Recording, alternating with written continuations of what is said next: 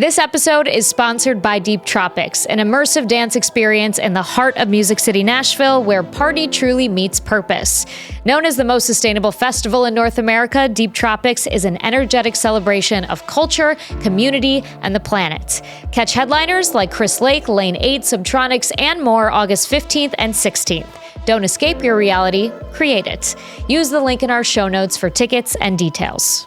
When you play the numbers game and try to just reach as many people as possible, whether it's you as an artist or an experience or whatever, you naturally have to dilute what you're doing in order to appeal to that many people. And I really believe in the depth of connection, the depth of relationships, and that being the priority over just serving a ton of people. Ever wonder how top DJs actually built their careers? I had to do 15 years of hard work to get any of the recognition that I wanted. Where I saw a turning point in my career is when I became true to myself. From marketing and mindset to networking and negotiation, I'm giving you the tools you need to build a lasting career in dance music. Give them bits of you and your everyday life. You have to change the way you view the word no. Like me, I'm encouraged by it. Join me, Olivia Mancuso, and industry leaders as we reveal what it really takes to turn your passion into profit. This is Elevated Frequencies. Welcome to your weekly elevation, your dose of real strategies for real results in dance music. I'm Olivia, and today I'm coming to you from my OG home office studio, but the good news is that I've secured a new studio location, so I anticipate being back in action soon with that upgraded setup. It has been a crazy couple of weeks, but on to better things. Today's conversation is with John Hanna of Deep Tropics Festival, and this conversation offers powerful insights for artists who think they need to appeal to everyone to succeed. While most festivals chase bigger lineups and broader appeal, Deep Tropics has built something profitable by doubling down on their values: sustainability, mindfulness, and community. And what makes this conversation so valuable for artists is John's proof that aligning with a clear set of values doesn't limit your opportunities, but it actually creates them. Talent buyers and fans are drawn to authenticity and clear positioning. When you stand for something specific, you become memorable and irreplaceable rather than just another option. His insights on community-first thinking, sustainable growth, and the courage to niche down offer a blueprint for any artist afraid to show who they really are. So let's dive in. So first question I have to ask you, why an EDM festival in Nashville? People are going to want to know. It's a great question. Well, I think there's enough country concerts. That's for sure. I think that Nashville is a very communal place. It's a very collaborative place. And I think there's a bunch of different ways to gather. There's a bunch of different styles of music, and historically, there's been a lot of country, obviously, Americana, rock, and when my partner and I came together, he had the idea back in 2017. He'd been promoting electronic shows, and he felt like it was the right time to put on a full-on 2-day festival. And I think just with the growth of Nashville as a whole, it's called for more than just country music to be present there. And the stars have aligned and have allowed us to activate it and survive through a pandemic and still do it in 2025. So that's massive. The last time we spoke, you said something about the collaborative spirit of Nashville and how so many artists from all different genres come down there, and it's just a well-respected place for collaborations to happen. Yeah. When I moved here from Cleveland, Ohio, about 12 years ago now, there was this noticeable energy. I think there's been a big songwriting culture here, and especially in Nashville, but in a lot of places, when people are writing songs, whether it be for pop, for country, whatever, people get in a room together and collaborate on those things. And yeah, whether it's the songwriting culture, whether it's people just trying to make things happen here, there was like this collaborative spirit that I'll never forget feeling as soon as I got here. Yeah. Yeah. A lot of collaboration in the producer world happens virtually. But I'm not a producer myself, but I can only imagine it's so much better when it's in real life. Yeah, absolutely. I think with technology and through the pandemic where we were forced to learn how to use Zoom and all this, like it's definitely a useful tool, but there's nothing that beats like being in person, making a beat, making a song, whatever, and actually like vibing out with the person there. So the other unique thing about this dance music festival, besides it being in Nashville, is the sustainability factor. So walk me through for the people listening, like what are the key components of this and why you decided this was a necessity when you were putting together the ethos of the festival? Yeah, definitely. Well, I think it all centers around the slogan of self, community, planet. I think when you're looking at an experience, you want to nurture all of those things together. And if kind of one becomes out of balance, the overall experience can fall short. If you're not taking care of yourself, the experience is going to fall short and you're probably going to leave there feeling like crap. If the community isn't like nurtured and taken care of as well, that like oftentimes, especially for me, I focus on like connection. I really enjoy going to shows, festivals, whatever, and experiencing that with other people and meeting new people and having incredible conversations and that sort of thing. And if you don't think about how you're interacting with people and how the culture amongst the community exists and is growing, that again, experiences can fall short. And then obviously the planet, if we don't take care of the planet, probably not going to have shows. So surrounding that, there's like this sustainability and mindfulness that we try to nurture and infuse through the culture that we're building, as well as like, just the events. We launched our sustainability summit. It's this conference here in Nashville. It was a one-day event last year and will be this year. Long term, we're looking to grow that to be few days, if not like a week-long kind of South by Southwest style event that celebrates mindfulness, sustainability, and leads into the festival. At the festival itself and year-round events, we do yoga and breath work workshops. There's like no trash containers. It's everything that's at the festival is recyclable. There's no reusable plastics or no single-use plastics. Sorry. We have this speakeasy tent that is similar to the sustainability summit. We're going to have a bunch of talks that kind of span. We're doing some like Ableton activation stuff, which I'm really excited about. Just different cultural things that we want to push forward, all kind of surrounding that self-community planet concept. I was walking down the street after a popular street festival the other day. It's like a free street festival. And I saw like confetti and trash everywhere. Yeah. And these street festivals happen in Chicago all summer. And people love them. They're free. It's something to do. And I was thinking about our upcoming conversation and just how much trash and junk is left behind after festivals. It has to be pretty concerning. Yeah, totally. And it's concerning at like a macro lens, and then even just to the experience itself. If you're like walking amongst a bunch of trash and like, you're just surrounded by it, it really takes from the experience. Right. And I think people want more from their festivals and experiences now. I think everyone's standards have raised in terms of just, what you're getting for the price of the ticket, because everything has gone up, understandably.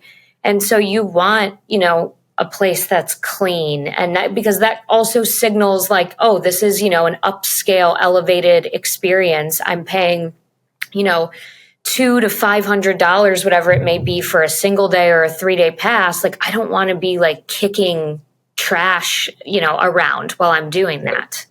Right. So you guys have, well, everyone else is kind of zigged, you're zagging. And, while most festivals go for like, okay, what are the biggest acts that we can get most, that are going to draw in the most attendees, have the most mass appeal, you're doubling down on your clear niche.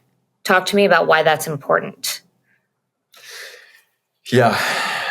It kind of pokes at festivals, concerts in general. I think at a certain point, festivals, concerts, they're a cultural moment. They're an experience for people. They're a celebration. And if you don't have like a deeper intention, it has like an experiential ceiling. Like you can only do so much. And I think, whether you look at concert and festival culture, whether you look at just culture in general, I think it's so important to have like deeper intentions and to truly like be aiming for something great. So yeah. I don't know, does that make sense? Yeah. I also think that there's a greater possibility for success. I hate pronouncing, so I say niche, but I don't like saying niche. I know some people say that, but like they say the riches are in the niches. And it's true, because if you can double down on your thing, it might take longer, but you are eventually going to, most likely you're going to find a group of people who are like-minded. And I think that can carry you through tougher economic cycles versus just what's trendy right now. Yeah. Yeah. And like similar to what I was talking about with like country in Nashville, I think there's enough electronic shows and festivals. Like there's like, if you want like ARC in Chicago, the lineup is insane. It's incredible. And so like, if you're just going for like lineup centric stuff, there's incredible experiences. My partners, Blake and Joel, they studied sustainable development in college. And I think they've always had it in their mind to really like push that side of culture forward. And all of us and a lot of our extended team have been on this like kind of mindfulness journey, individually, to where we're learning how to like take care of ourselves better and maybe have gone through the send it culture, so to speak, and kind of learned right. And it's not a sustainable way to live personally.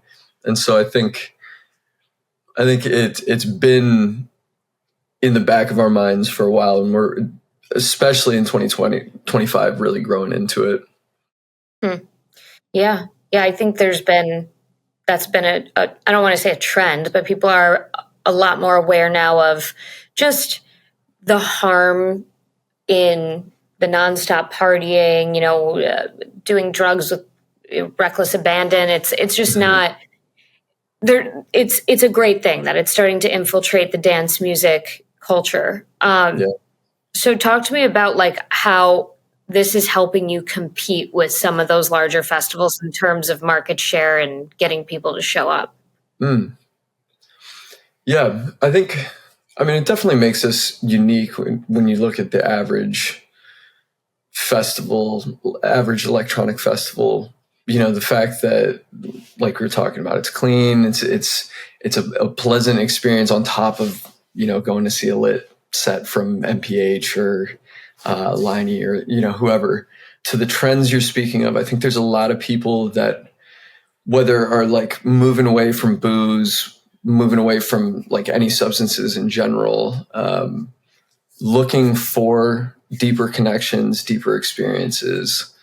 I think that the steps that we're taking really nurture that with our community through the experience. In order to motivate these things, you really need to set up sub experiences and build a culture that nurtures that. Because, if you go to like EDC or something like that, it's easy to get wrapped up in just like this massive energy that inevitably exists.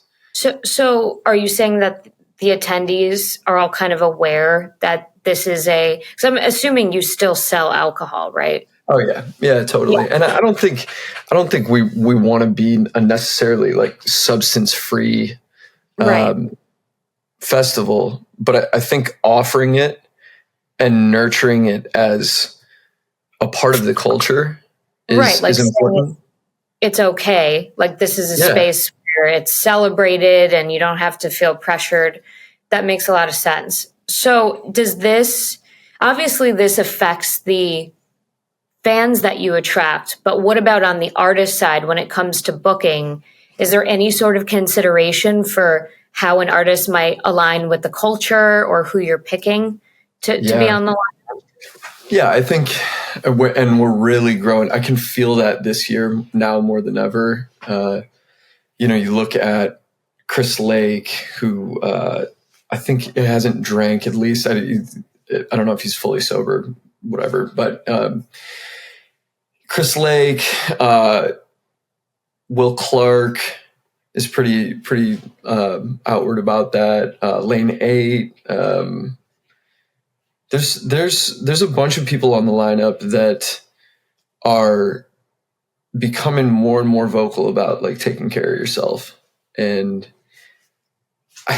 it really hit me when I saw Scream talking about getting sober, like that this trend was like a real thing. So I'm like a huge Scream fan. He's been like a big influence in my like production and stuff. And it was like when he announced that he was getting sober, it's like, okay, this is like a real thing. Or Diplo having his run clubs and stuff like that. But yeah, to our festival programming, there's through the Lotus stage, Meru stage, into the Speakeasy, even into the Congo, like I would say at least 30 to 40% of our lineup is like sober conscious, sober leaning. Yeah. And it's really cool to see. This is an important subject because, it's mostly artists that listen to this show. And I'm always preaching, like, find your niche and double down on it. And I think a lot of artists are afraid to do that because they think it might be excluding them from certain opportunities. But Will Clark isn't not getting booked for things because he's sober, right? It's just helping him align also with these experiences that are more specifically branded. And so I think it's great advice for artists to, like, if there's something about you that is as important as the music or it's integrated into your lifestyle, like bring that to the front with your brand, because there's like types of experiences for everybody. So many music experiences are starting to pop up that are more unique. Yeah, absolutely. I'm of the belief quality over quantity. I think that when you play the numbers game and try to just like reach as many people as possible, whether it's you as an artist or an experience or whatever, you like naturally have to dilute what you're doing in order to like appeal to that many people. And I really believe in like the depth of connection, the depth of relationships, and that being the priority over like just serving a ton of people. You know what I mean? Yeah, I agree that dilute's the perfect word. Was there any sort of fear when you were creating this festival that, if we go too hard on the sustainability thing, it might turn some people off? Yeah, 100%. It's a balancing act. It's a balancing act, like curating the lineup as well as curating the culture overall. You can't like go too niche in one direction, especially in Nashville, to where electronic music is still growing compared to like Chicago, New York, LA. Yeah, it's a balancing act of nurturing these things and pushing things forward, but being careful about how aggressively we do it. Right. Yeah, totally. Being in Nashville and being sustainable, those are two massive differentiators already. But that's cool. I mean, that's bold. And I think we need more, people, festival producers, everyone in the industry who are willing to be bold.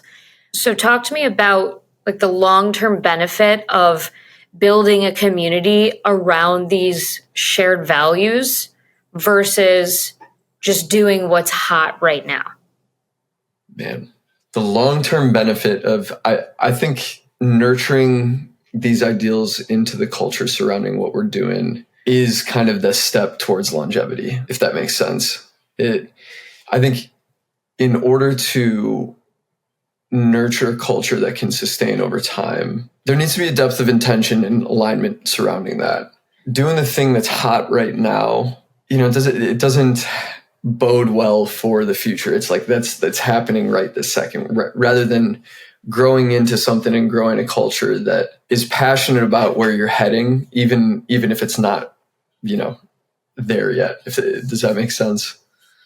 Yeah, well, I think the longer that you are into dance music, I mean, for people who are hardcore crate diggers and love to discover new artists, that's one thing. I'm obviously one of those people. But people who enjoy going to music festivals and have been doing it for a long time, 5, 10 years, whatever it may be, a lot of the lineups share the same artists. Like it just is what it is. Just like outside of dance music too. So it's like you start to become a little pickier. You're like, well, I can go see, so and so at these 5 different, and they're also not just at festivals, they're coming to clubs near me this year, whatever.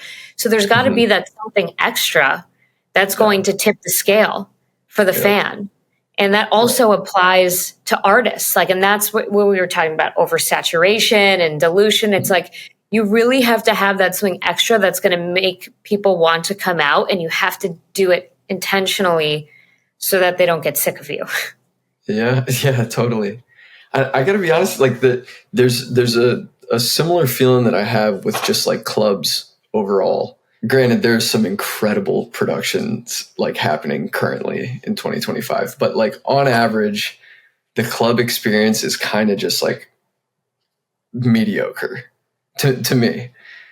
And I am pretty passionate about looking for places, people, spaces that have a deeper intention, because that to me is where I leave that was incredible.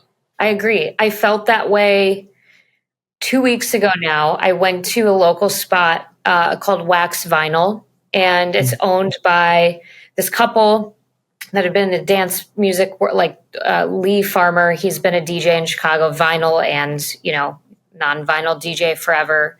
And Gina, her dad actually was a famous blues musician. But anyway, they built this bar inspired by their travels to Japan, where there's tons of, listening bars Totally. with vinyl. And so that was their inspo. And it's like in this most unassuming strip on Chicago Avenue in West Town.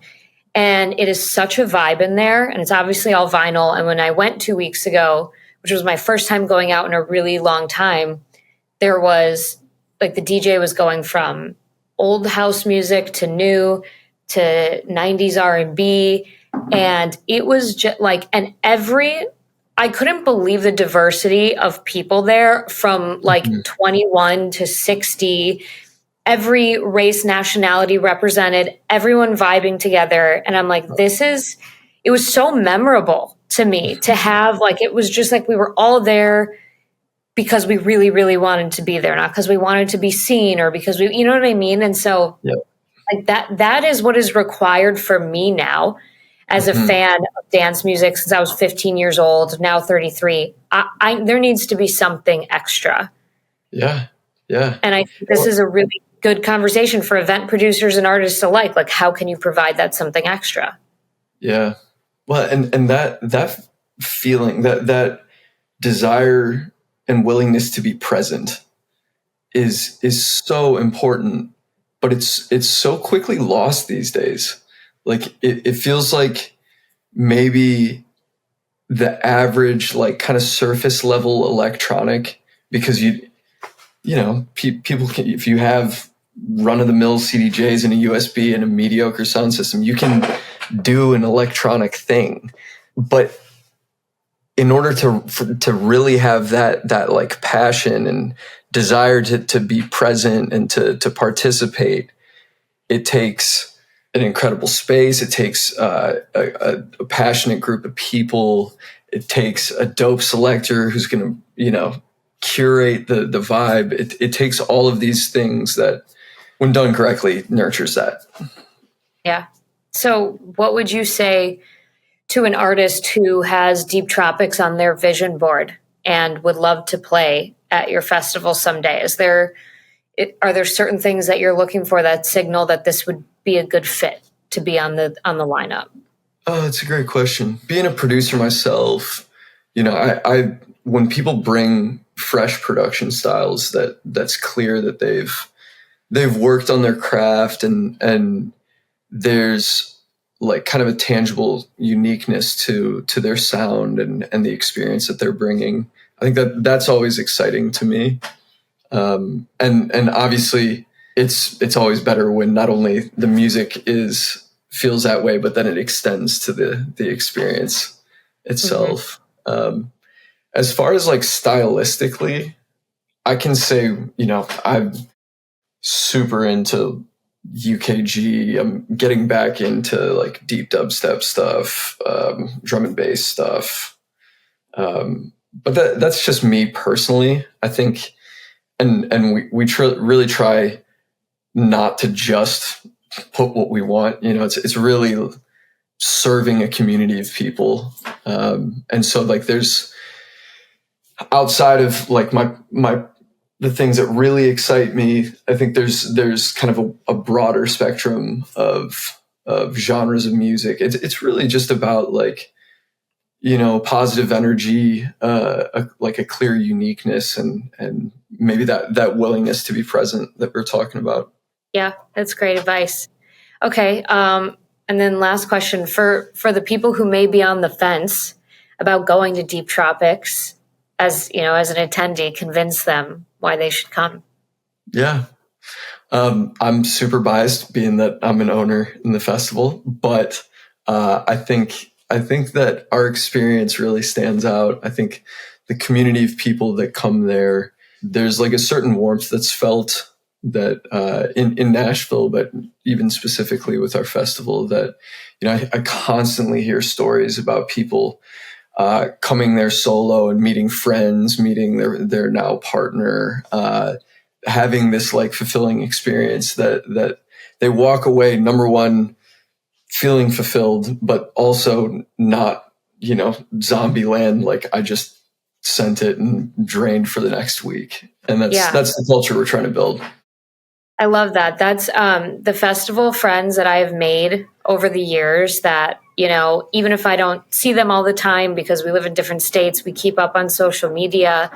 It's such a beautiful thing because the gen pop still doesn't understand dance music necessarily. And so to find other people there that like speak the same language as you, it's just a very special bond of a friendship, even if you don't keep in touch all the time. Absolutely. I love that. Yeah.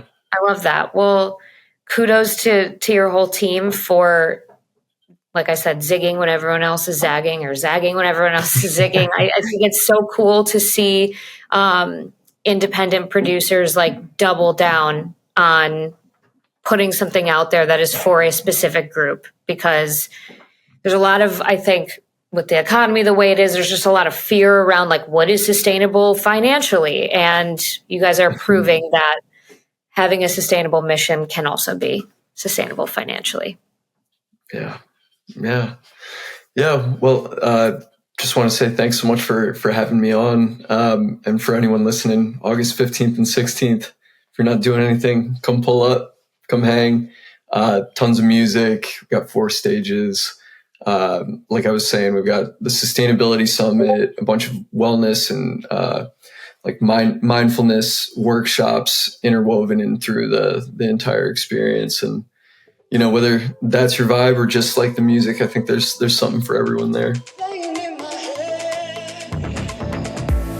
That is your weekly elevation. Deep Tropics has cracked the code on something most festivals and event organizers struggle with, and that's building loyalty that goes beyond just the music.